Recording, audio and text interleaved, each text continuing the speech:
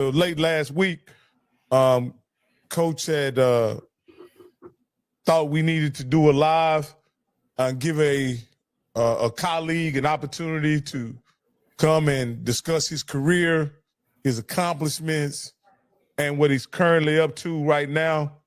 It was Coach Brian Jenkins, former Bethune-Cookman and Alabama State head coach, who while at Bethune-Cookman won, was it 4 MEAC championships? Yeah, 4 MEAC championships. And I want to say 2 national. So before we get to talking about that, Coach, I got to go ask my guys, how you doing? Hey, Steve, we're going to start off with you. Steve, how you doing, man? Hey, man, I'm here, completed my birthday week. You get a whole week, man? I usually don't do anything, but a friend of mine said, let's do something. So she did the whole week. Oh, man. Wow. You 55, you up to a whole week? Hey, man, up to a whole week, bro. And listen, and laid out on that 55-year-old menu, bro. I was saving money all week. Wow. Saving money all week. Hey, you in the Denny's club. Bro, listen, bro. I was at Denny's twice, bro. I don't know what y'all talking about. Hey, that $4 swing had me rolling. And we is Denny's with the Grand Slam? Bro, I had them. Hey, man, I was all on the Grand Slams, bro. All on the Grand Slams. Wow. I thought in your part of the country it was Waffle House or bus. No. It was out in Las Vegas. It was out in Las Vegas. Okay. You ready to join AARP now? Bro, I did that at age 50. I don't miss no discounts. All right, Coach Cole. How you doing, man? Man, look, I was graded to about 1:30 today, chasing down a 13-year-old in the game, capture the flag, man. And boy, I turned them Jets on. Well, let me start by saying this. I played the game before with the other class, and they were, woo, coach, woo. Boy, they psyched me up, boy. I said, well, I can't wait till the next class. Man, I turned them Jets on, coach, at least in my mind. And, man, look, I started moving too fast, and my mind said, we got to stop. And, man, there you go, rolled on my shoulder, man. I dislocated my shoulder, but good, I knew a little about it, man. I jumped up and started moving around and kind of put it back in place. But besides that, Coach, it's always a pleasure to get on the show and talk about HBCU sports and HBCU football and just to see you guys one more time, one more day. Man, I'm ready to rock and roll. Hey, man, that's an interesting thing. We got Greg Witcher III here that comes up and say, honor rock Johnnie Cole, Bishop Campbell from Huntsville, Alabama. Hey, let's take a minute because that's something that, remember back in the day, you used to have roll call and people would come and call in and tell us where they're listening from or whatever. Let's just take out a moment to see where all these people are watching us from. For a moment, just a moment before we get started. Where are you watching us from today? Yeah, and while they're doing that, we also got to say, Nick, tomorrow we got a big guest coming on tomorrow. Oh, absolutely. Mm-hmm. Coach Sam Shade. Yeah, and it's a return guest. It's a return guest. I think Coach Shade is the quickest one to double back on us, ain't it? We ain't never had one double back that quick, have we, Mr. Campbell? Listen. I'm gonna tell you this, and we're gonna talk about this since we got time. I want to really talk about what Sam Shade and T.C. Taylor did at their Celebration Bowl. All the coaches, but Sam Shade, I'm telling you, I don't know if you guys got to watch the Legacy Bowl. Sam Shade let y'all know he got a person. Hey, man, we'll talk about that, But, hey, man, Coach Shade let y'all know he got a personality. People talk about, Coach Shade, Coach Shade was about his business. Well, we know a coach that started off in college, won championships in college, went to the pros, won championships in the pros. I think he won 6 bowl games. His name is he's coaching now named Belichick. You want to talk about no personality? That's no personality at all.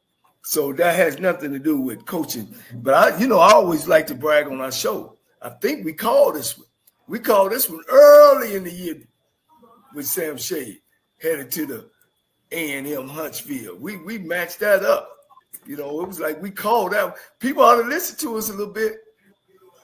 Yeah, I think both you and Bishop kind of said that was I know Bishop was very adamant about that being such a natural fit for Sam Shade to become the head coach at Alabama A&M. It seemed like the right thing. But we all know just because it seems right, that doesn't mean that it always happens. But in this case, it did.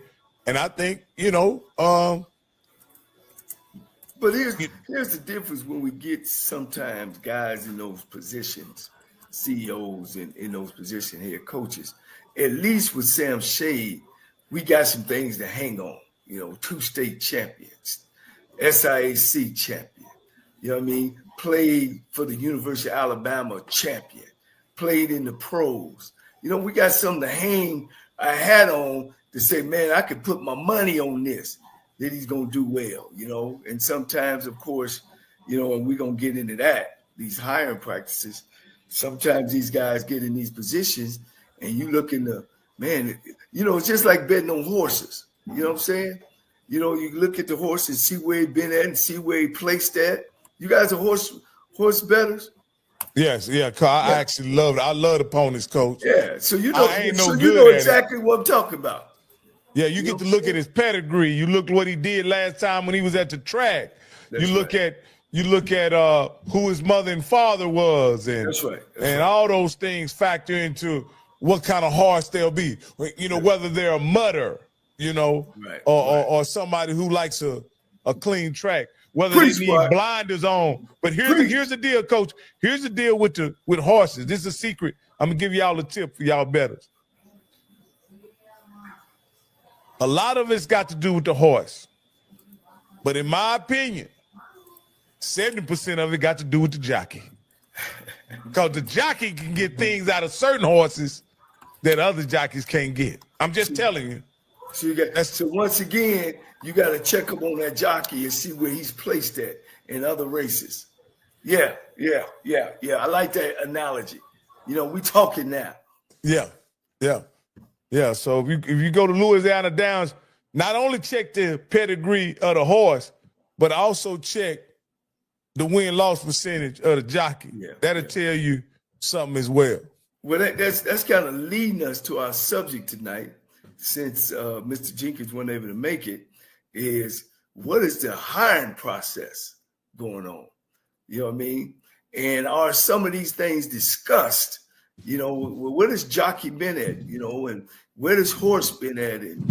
And those type of things. And, you know, when it comes to HBCU, and I want to get our audience involved and let them kind of shoot us. I know some of my business people and, you know, are hiring officers, and we just want to just kind of get that out there on the process. But one thing, you know, we still got one university hadn't hired a head coach yet, and Fort Valley, I mean, just hired one maybe a week or two ago. And you know, why we take so long, you know, to hire a coach, and you know, and why sometimes, you know, we don't. You know, the only participant in the conference.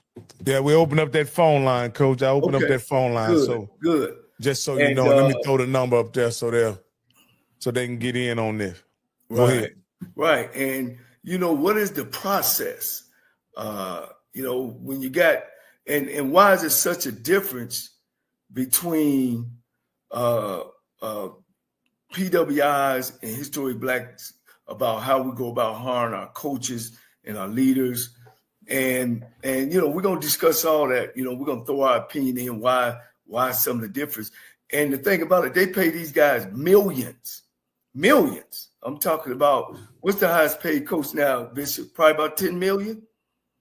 You know, head football coach, and now they're paying coordinators millions. And you know what I'm saying? And you know, in a basic hiring practice, you know, we all been hired. You fill the application out, you know, and then they call you in for an interview. And then if you move to the next part, then they do a background check on you. You know what I mean? But the background check ain't at the barbershop. You know what I'm talking about, Rocky? The background check ain't a bunch of, folk got together and say some stuff about some. Because one thing I know in this business, since I've been in it, is whenever a job open up, and then people start talking about the perfect fit for the job. We do that, but then that all that does is open up other people, Bishop. Man, that mug ain't no good. Man, back in 1978, man, he did this and this came out and this came out and man, you see the newspaper article, man, but for some reason our counterparts don't do that. So I'm opening up the floor, you guys, and then we talk. We want the public to call in and talk to Coach. I want to ask Coach the Bishop this, and I'll back out of. It seems like to me. Okay, let me bring this up. Scotty has a segment on the Off Script show that he calls "Word on the Street," right? And in the Word on the Street, he lets people know this ain't news, this ain't verifiable facts, this ain't sourced. This is just what? Word on the street. Word on the street. And it seems to me that word on the street, when it comes to hiring coaches, head football coaches, right? That weighs a large level. At the HBCU level, that weighs a lot on who's hired and who's not hired. And I just want to ask you, because you're a historian, Mr. Campbell.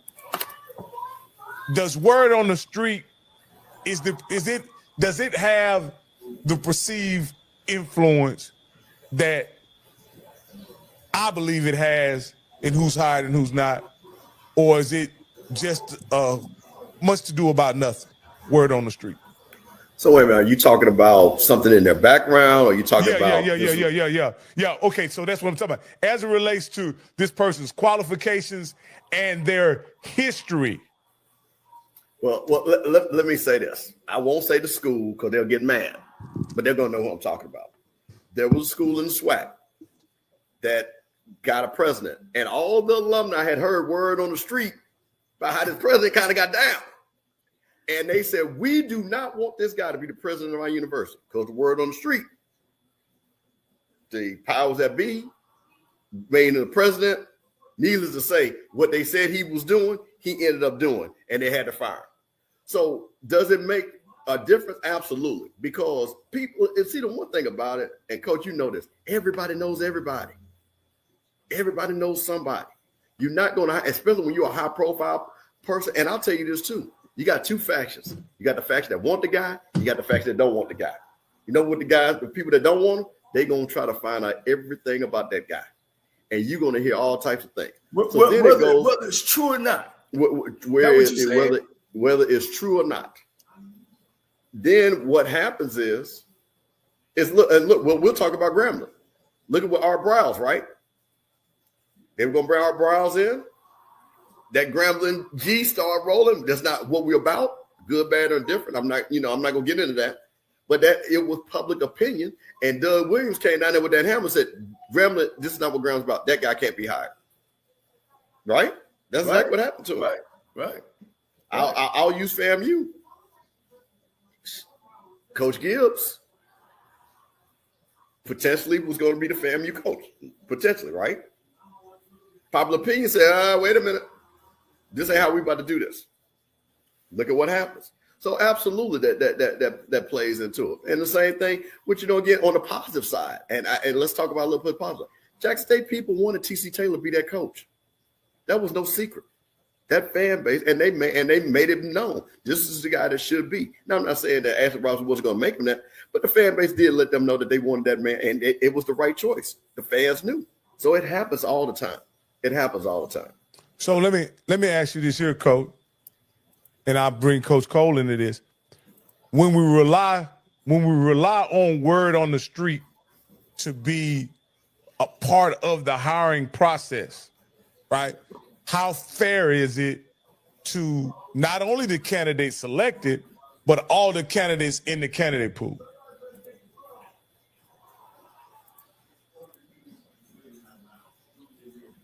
Bishop. Did y'all hear me? Yeah. Wait a minute, I thought you were talking to coach. Oh, I thought you No, were no, talking I'm to saying coach. whoever wanted to address that. Well, How fair is it to the candidates selected and the candidates in the candidate pool when word on the street has influence on the decision that's being made? This is what happens when administration you have I don't think taking count of what does a football program bring. Brings the first of the year, it brings the band, it brings homecoming, it's the biggest ambassador on the campus.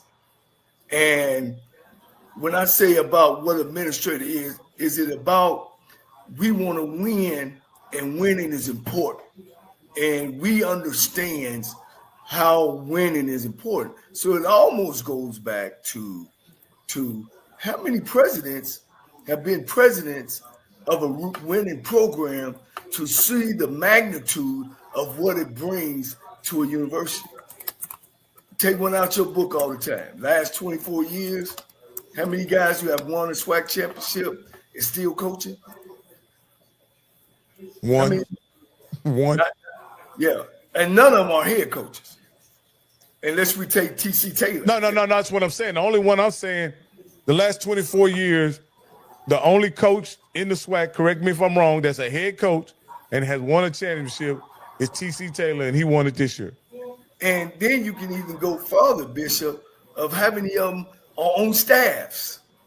So not only is it happening up in the big office, it's actually happening in the football room, where we're not hiring guys who have won championships. So let me ask you guys this. Does that hurt the quality of the overall game? Does that hurt our quality of putting good product on the football field? Bishop or Rocky? Yeah. Go ahead, Bishop. Well, here's the thing. I think, this goes back to what we were talking about. A great AD understands the lay of the land, but a great AD also understands, because he's there every day, what's best for a university. See, that's why you have that, because a great AD will say, hey, I'm not going, because the wind blows different every day, right? The wind blows different every day. So you can have some people liking somebody today, and because, especially on social media, not liking them tomorrow. I'm running into that with one of my classmates is trying to get a job at FAMU. Somebody put some stuff out there. Now we fighting for him. Everything was good, but now we got to fight for him. So these are the things that I think when you have a strong AD that people believe in, that has a track record. But again, how many championship ADs do we have? Goes back to that point, right? That's it. That has a track record of hiring championship coaches that have shown that they can get people in the stands because of their marketing efforts and things like that. See, we've got to, again, this goes back to this brain drain. And I actually had a conversation with this. You got a lot of people that want to come back and work for their universities, but they know the politics that come with it. And they're like, well, why? And no disrespect to a lot of these are great times, but these are not major cities these places are in, right? So if you're in Atlanta, Chicago, Charlotte, Dallas, Houston, and you're going to come work in Intervena, Mississippi, Tallahassee, Florida, it's got to be right. Because you're like, I can stay in Atlanta and deal with the BS and come down here to Tallahassee, Florida. Because the quality of, just the overall quality of living, you got to want to be in those cities. You got to love that school. So a lot of that has to do with who are the ADs now. So a lot of the ADs, they get mad, they get criticized. But the question is, they're always on the clock. They're always on the clock.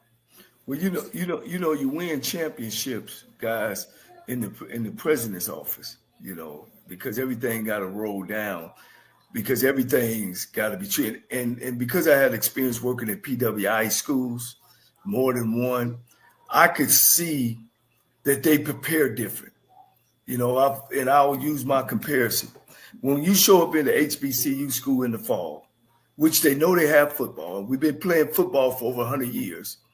You got to fight on is the dorm ready? You got to fight is the financial stuff ready? It's almost, and then of course, this compliance issue, okay? And I'm not down on them, but we got to get better, right? When you're at the PWI schools, it's like everybody on board. You know what I'm saying?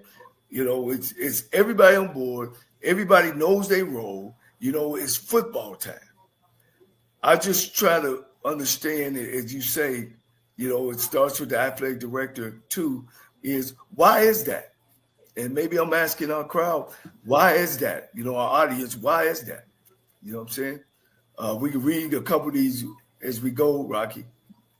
That's my homeboy right there, Steve Bouye. Very influential in the Atlanta metro area. Then put a lot of guys in the pros, has a very prominent AAU program. And he works out of Atlanta. His son was a great NFL football player, AJ Bouye. Yeah, man. And he says everything going on with HBCU is the dollar sports is not important. You know, that's one of the things that I always bring up, Steve. Steve, if HBCUs were to, in my opinion, if HBCUs were to take athletics truly serious, like their counterparts have over the past 40 years, it potentially could be a cash cow for the university. That's what I sincerely believe. Coach. And my thing is, what are the hiring the processes? You know what I mean? Let's talk about for a minute. Let's switch gears and continue.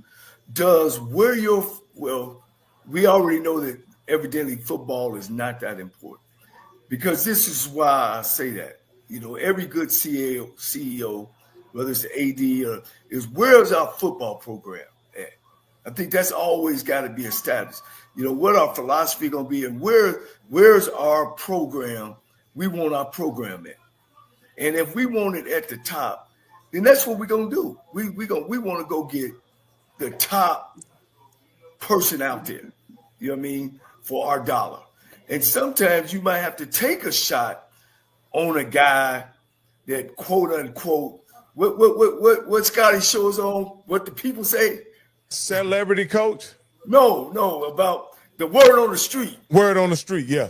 The word on the street, Bishop, in HBCU football is heavy, man.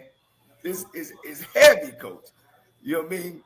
And so I'm saying that to say, okay, all right, we just come off a championship. Let's say you talked about the AD at Jackson State, which he's a good one.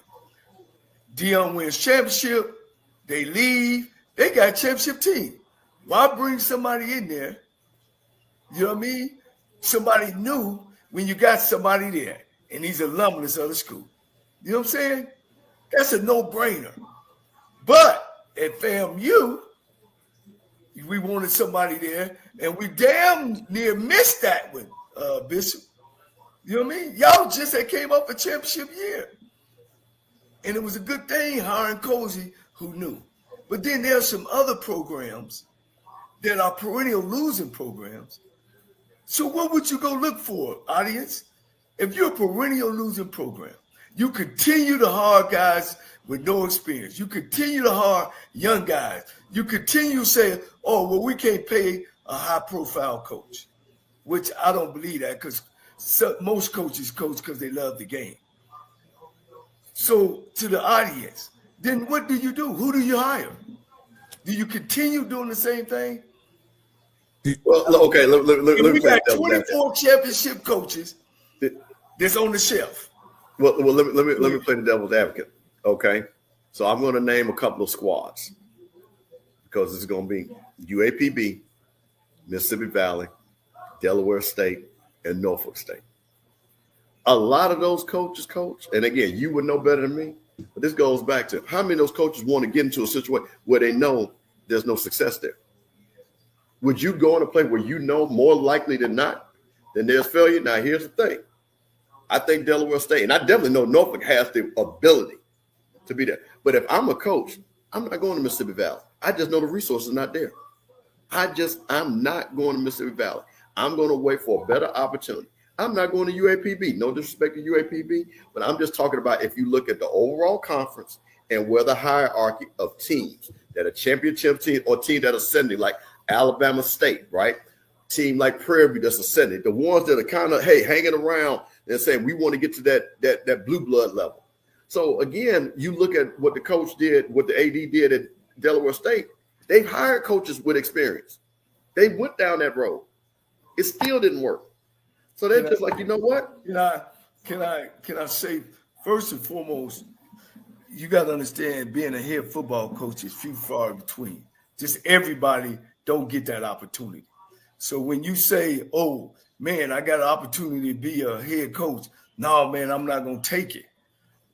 That ain't happening, coach. 90% of the time, if I'm an assistant coach somewhere and a head job open up and they want me to come, 90% of the time, 99% of the time, that guy's going to take that job. So you're telling me that a guy could be at a FAMU, a Jackson State, a North Carolina Central. As an assistant? Yes. As an assistant, and they're going to take the job at Valley? Yes. And not wait a minute, and not wait and say, you know what? Maybe Alabama A&M comes over, like Sam Shade did. He's just going to go there because once that gets on your resume, when you go 0-11, because let's go look at Valley's last record. You go 1-11, 2-10. Now, you know what that's called? That's called 2020, meaning, damn, I should have took this job. You know what I'm saying? I should have. And what you said got stability to it. You know, it does. But people don't look at it. I mean, coaches don't look at it that way. They look at it as an opportunity. So that goes back to what I was saying earlier, Bishop, about what do we need here to get this program going right? Because Pine Bluff, you know, they kept Coach Coleman for 10 years. And Coach Coleman had 2 winning seasons. But guess what they were? 2 SWAC championships. So he was able to try to get it going. You know what I'm saying? So that's what I was saying about how important it's like we don't have no guardrails on our hiring process. Well, or no requirements, because when you listen to the word in the street, you know what I mean, and some newspaper article, instead of just going through the human resource department and finding out, you know, what's what, just like you know, in the process of being a teacher, you know, I think that hurts a lot of people. Nobody's perfect. Well, Coach Campbell, Coach Cole, let me just draw. I'm just gonna pluck a school out, and I'm gonna use Norfolk as an example. They had a coach, and I don't remember who the coach was before Odom, but they had a coach that had what I would consider, if you look at his resume, that was improving the program slowly but surely, right? He hadn't won a championship, but he was improving the program, right? They let him go for all accounts, who's an established head coach at Southern, who had won some divisional championships, and who was, by any measure, you could say was successful as a head coach at Southern, and they installed him as their head coach, gave him security, and paid him well, right? And I asked you, Coach, for doing that, what did they get in return? So what I'm going to say to you is, for every one of those coaches, I'm going to name you 2 that has done that. No, Coach. I'm you see what I'm saying? That they took a chance. I mean, not took a chance, but hired a championship coach that went on to leave that school a champion, and then go to the next school a champion, and then hire the next school. Coach, here's the reality, though, Coach. And correct me if I'm wrong, Mr. Campbell.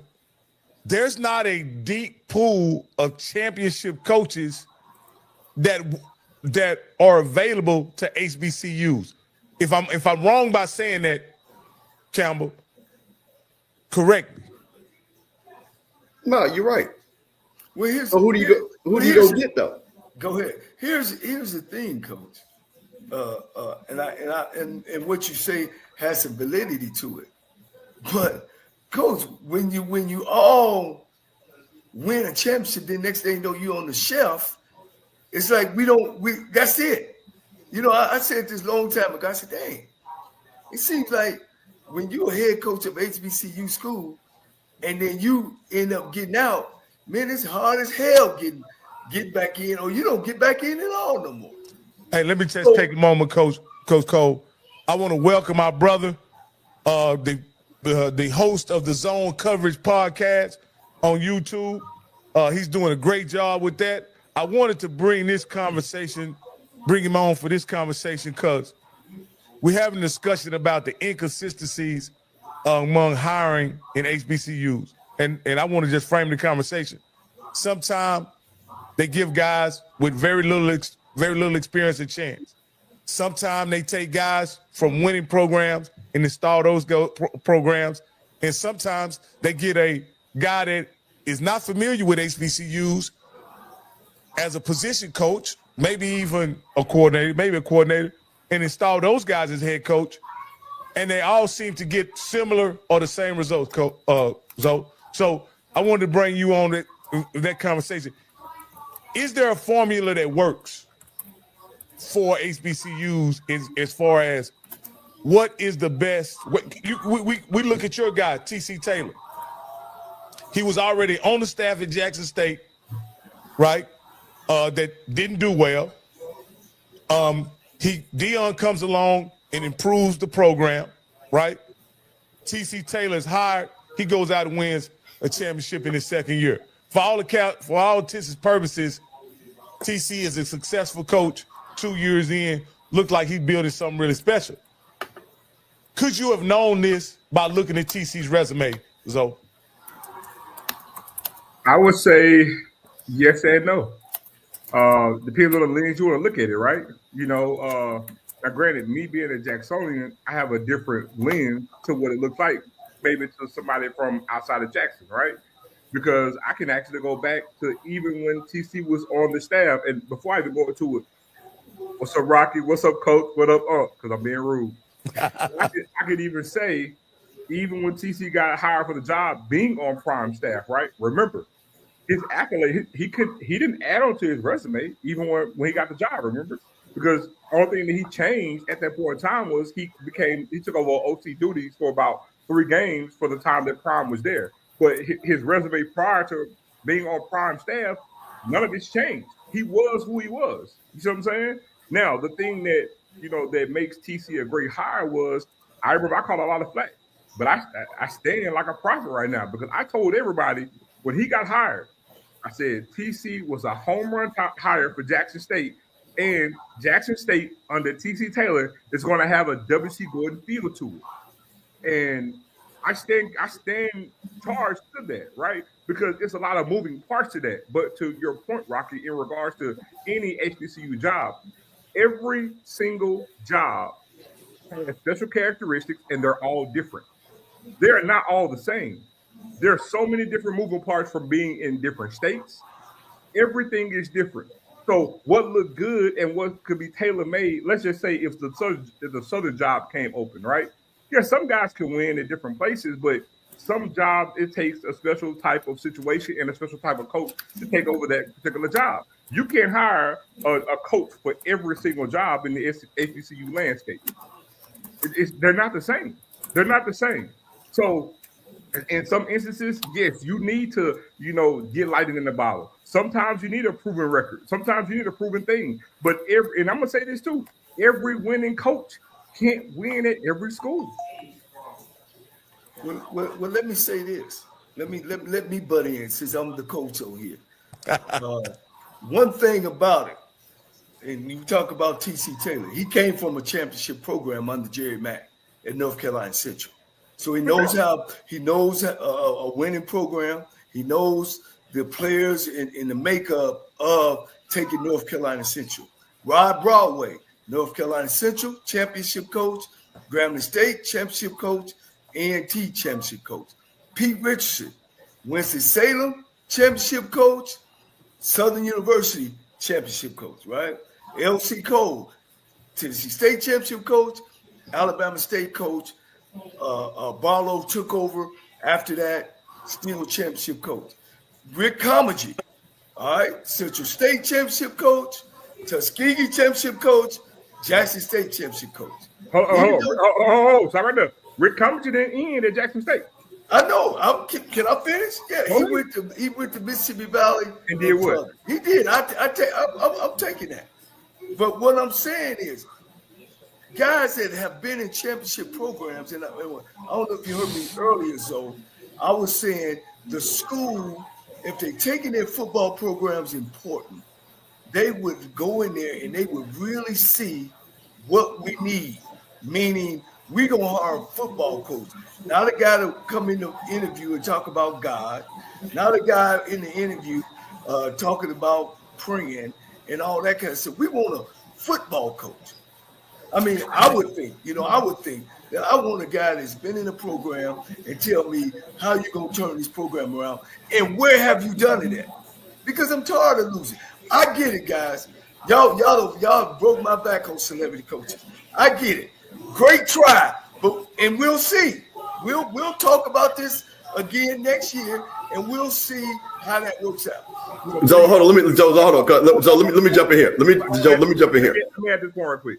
See, Coach, I think that's where you're missing the ball at. See, I'm gonna use me. I can't speak for Rocky and I can't speak for Steve. See, I think that's where the demarcation is. I don't think maybe Rocky, but I'm not all for celebrity hires. See, a certain hire for a particular school could be a home run thing. I never said that and I think none of us are. If it's a good, for example, I think Sam Shea is a damn good hire at Alabama A&M, right? For all the reasons like T.C. Taylor being a damn good hire at Jackson State. But I'm telling you to your face, I don't think Sam Shea is a damn good hire at Delaware State. I don't. 100%. This is why I disagree with you. This is why I disagree with you on that. Of course, he coached in high school, won 2 state titles, right? He took over a bad program at Miles, and as you see, he went what 5-6, maybe 8-3 championship. Coach, here's the thing. He's been a champion himself. Here's the thing that you're not getting, Coach. Well, I think. I'm talking facts. I'm talking facts. These are facts. You guys are talking about. You're talking about dreams. No, I'm not talking facts. No, I'm not. I haven't denied. You can't tell me that Sam Shea couldn't coach nowhere in America and win. Coach, we'll see. I haven't denied or went against anything that you said. That's what I'm saying. You're not hearing me. Here's the thing. See, the reason. Do you know the reason why you want a good resume? See, the thing is that you're not saying is all of us in all things. We want guarantees. There are no guarantees in none of this. That's why you want a good resume. That's why you're speaking to, oh, he's done this and he's done this and he's done this. But Coach, guess what? Just like you say, well, I'll give you that with Cummings. I can name a lot of other coaches that were winners that went to other places that did not win. There are no guarantees in any of it. Because what I want you to do, let's put number to number. You name those coaches that come from losing programs that have turned around, and for every one you name, I'm gonna name 2 coaches that came from championship programs that went on to win. So go ahead, go ahead. Name who now? You and don't let's get in the PWIs when Nick Saban don't want everywhere he don't be in. You know what I'm saying? Belichick don't want everywhere he don't be in. He'll keep going. North Carolina. At Cleveland. Mac Brown don't want everywhere he don't be in. No, he We just was talking, Joe, and I'm gonna let you talk. I don't want to overtalk you, but we're just talking about horse racing and how you bet on a horse and it's the same thing as a resume.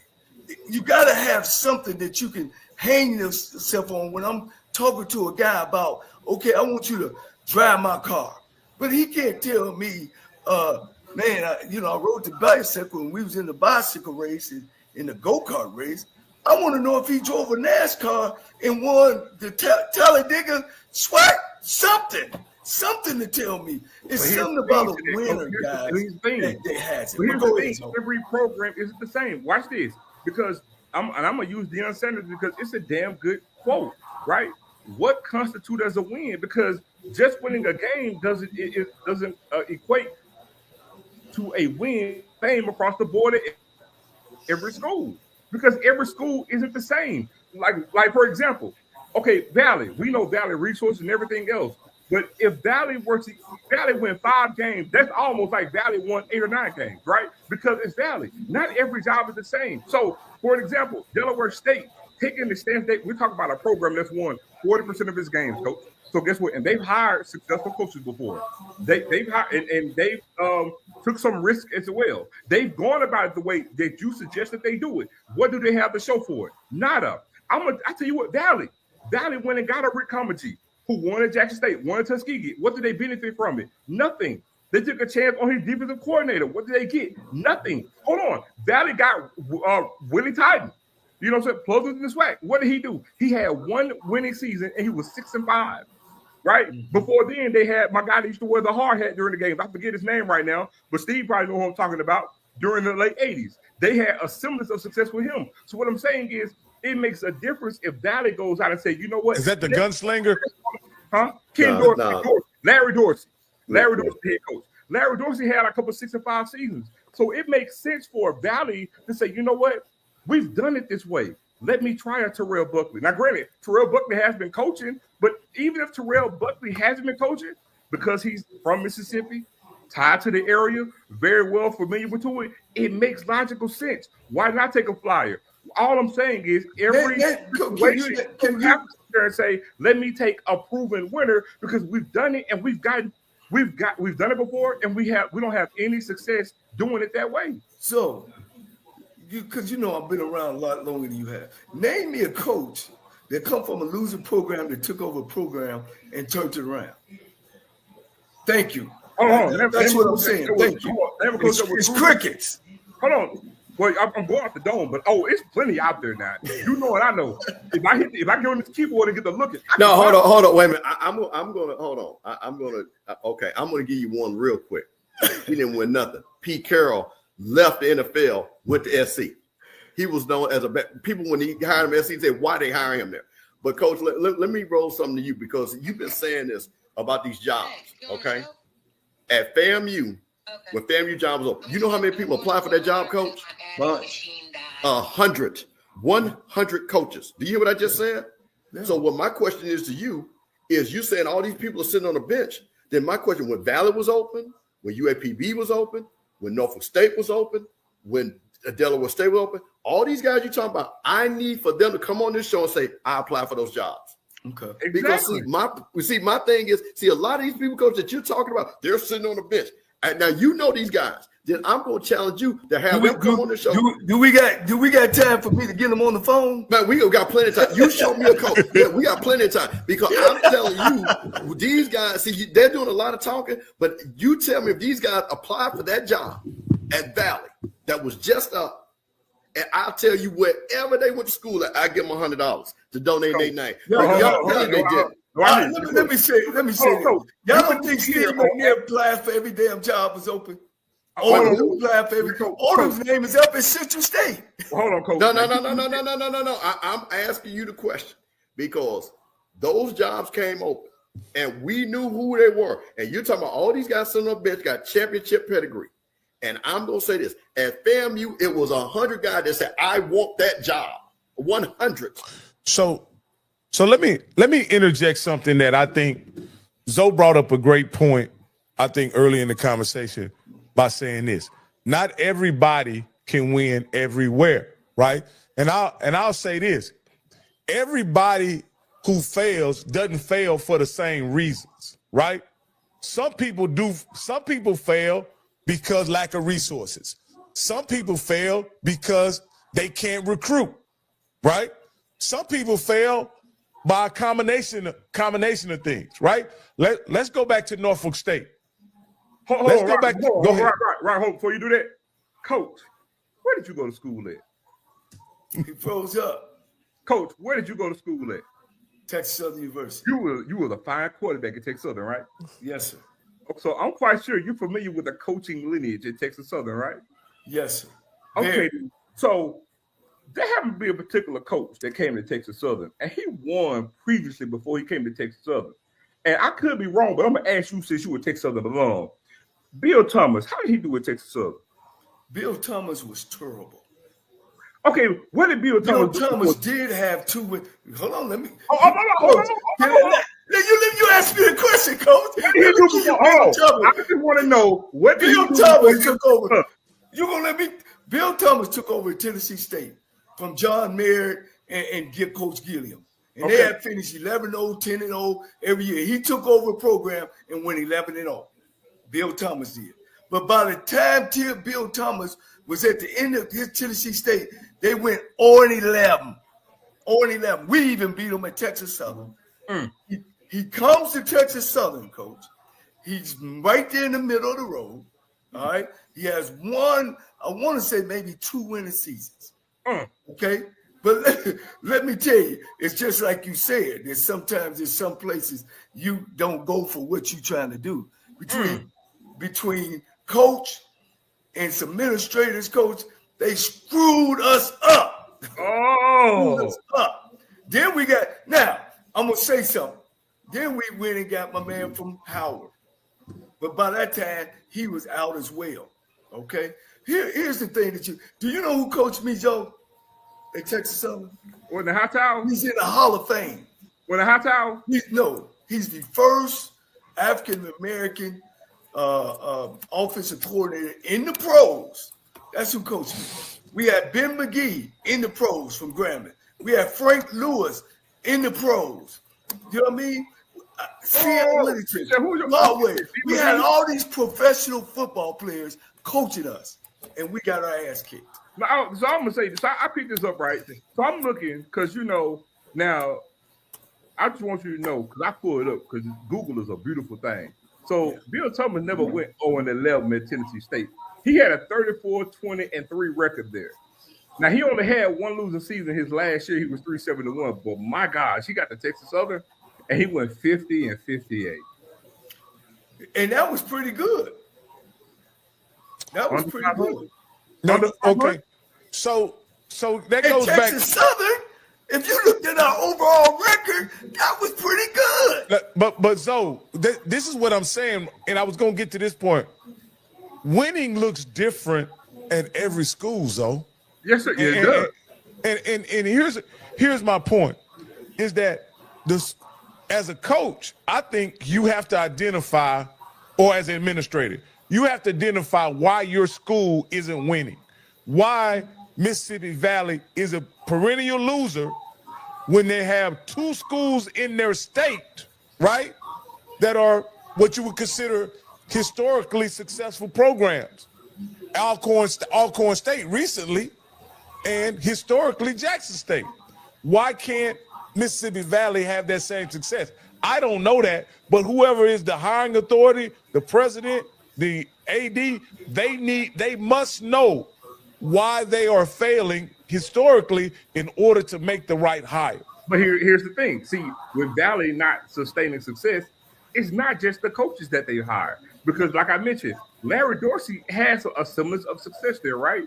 But hell, even my guy Archie Cooley, right? Even when he was there, for all the fame that they had for 2 years, they didn't win a conference title. Valley has never won a conference title, right? And so you get Willie Titan to come back and coach.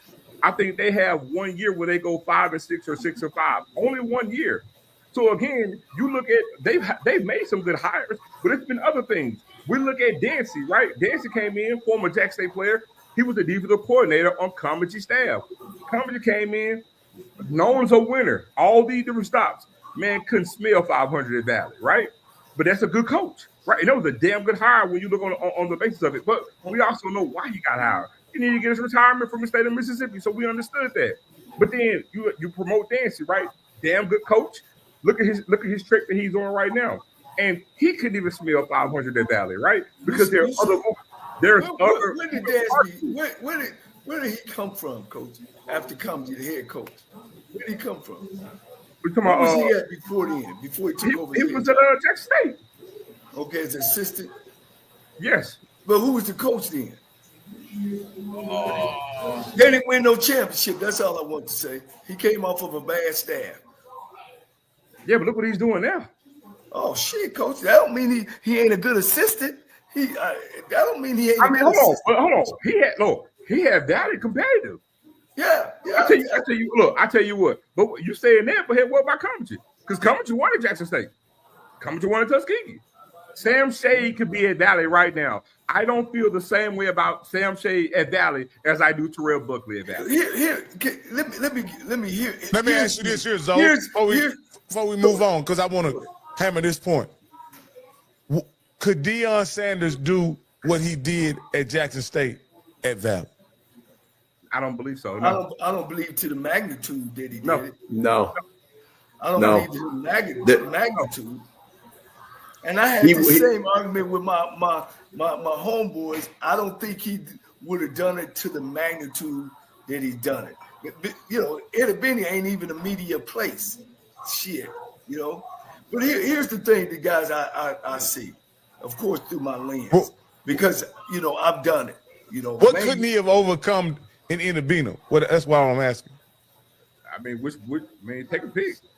I will say that he would not have gotten the level of players to come to Inabino. I don't care who he was. I had an argument about would the Heisman Trophy would have came to Inabino to play for Deion. No, I said no. That's what I said. No way. Rocky, have you ever been to Inabino? No, sir. Okay. When you go, you want to my college room. The only thing I know is my college roommate, Tyrone Montgomery, the little brother of Wilbur Montgomery, and my roommate in college, he was from somewhere around there. I want to say he was from Greenville, and he was country as a pork chop sandwich. And Montgomery played backup to Walter Page, left Jackson State, ended up going to somewhere in Texas. Abilene Christian, wasn't it like some Abilene something? Abilene Christian. So Wilbur was at Jackson State. Yes. Yeah. Okay. And the white man came and got him, actually illegally. All right. I'm gonna give y'all an analogy. Not on the field because he was behind Walter Payton and Ricky Young. Yeah. I'm gonna give y'all an analogy, and then y'all answer this question. How come every head coach or coach who comes from the Nick Saban tree go right to the championship? They were nothing before. They go work on Nick Saban's staff and go. My brother worked on one of his staff, and they go straight to the championship. Tell me why? Because they've been in a. I'm gonna tell y'all why. Because they know how to cross T's and how to dot I's because they learned them from a championship. See, you guys are kind of talking it from the outside, nothing away because you guys are very, very knowledgeable. Never taking nothing away. But when you're on the inside and you see a program goes from nothing to something, and you got a head man in front of you that's crossing the T's and dotting the I's and wearing your ass out about why you don't know where this is, and you see those guys that start embracing that and seeing where that's important at. But one thing about Nick Saban, he can't keep a coach long now. Them guys are flying out of there, but they're flying to these head jobs. Look at them, boy at Sarkeesian, Texas. Well, let me say this. This is one, and Zoe, tell me why this doesn't happen on HBCU level. In my opinion, if I'm Prairie View, who else had a vacancy in the SWAC this year? Alabama State. Alabama A&M, and Valley. If I'm one of those guys, I'm taking somebody off Jackson State staff. They're not just gonna keep the same coaches and do the same thing next year. I'm getting somebody. Wait, Rocky. Wait a minute. Hold on. I'm gonna go Terrell Buckley. You can say what you want to get. That don't mean they're gonna come there. Why would somebody from Jackson State leave to go up to Mississippi? It's not happening. Terrell Buckley just told you that. Why you say Terrell Buckley business? Because Terrell Buckley told us it was guys he wanted that just like, bruh, and I'm talking, these his brothers. Like, bruh, I can't do it. I can't do it. I'm saying, where does Coach O get a head job at if it's how does Coach O and the defense coordinator turn down a head job at Valley, Prairie View, or Alabama A&M? How do they turn those jobs down? Coach O. Because guess what? You don't just take a head coaching job just because a head coaching job is available. I mean, because if I want a job, I still want a job where I can feel like I can have some success. I mean, look, there's no data to show you that you can have success at Valley. So why would I take that job at Valley when I've seen what it is and what it looked like? What about Prairie View? Okay, well, guess what? My thing is, well, I'm happy where I am. Coach O's from Jackson. And I'm going to say this, unpopular opinion, not every assistant coach wants to be a head coach. That ain't no unpopular opinion. That's a fact. That's not an unpopular opinion. That's a lot of guys that just want to coach. And they don't want the headache of the I'm going to politics. tell you this. It ain't too many guys going to turn down no damn head job. No. And here's the deal at Prairie View. I don't care. You're talking about 340. At Prairie View, you're talking 340. How many of those guys on the Jackson State staff can turn down 340? Well, I mean, he's not getting paid no 340. What are you talking about? What? 340 what? 1,000. Nobody from Valley made no $340,000. No. I said Prairie View. Oh. Prairie View. But see, hold on. See, now you're going back to my point. So there's not turning it down because Prairie View had a person like Tremaine Jackson that at the high level wanted that job. See, hey man, choices are made because of what the girl looked like. Okay, let's go back to my point. I want y'all check his background. Check Tremaine's background. I tell you what. Tremaine got what he got paid because of his resume. Not every coach that's going to coach at Prairie View is getting paid the same amount of money. Willie Simmons didn't get paid $340,000 at Prairie View. But Willie Simmons didn't come from Division II national championship. You just proved my point. You proved my point. What I'm saying is, he was getting 300 at FAMU, and he hadn't won nothing. So what I'm getting at, but FAMU was a blue blood job in this space. What I'm saying, and he was winning 9 games. I tell you what, you start winning 9 games, 3-4, so you're gonna get that money because he was a champion.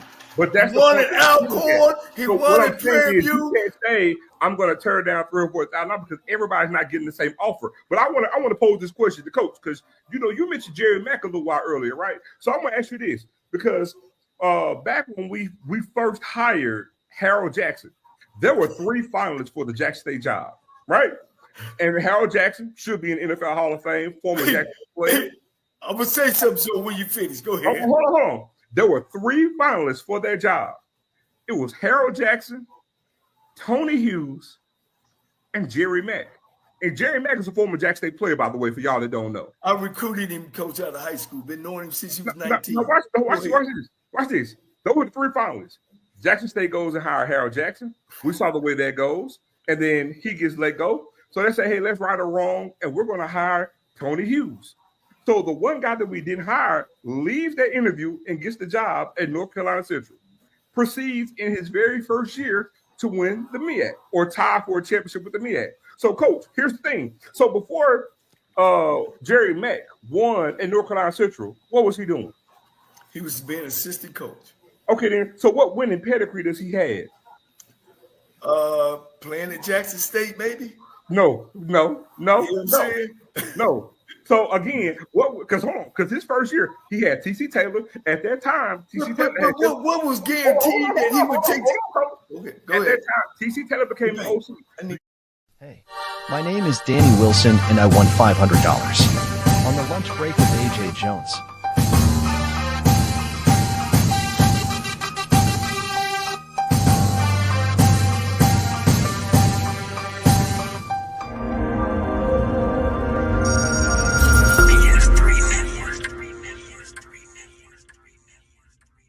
BS3 Network, changing the way you watch TV.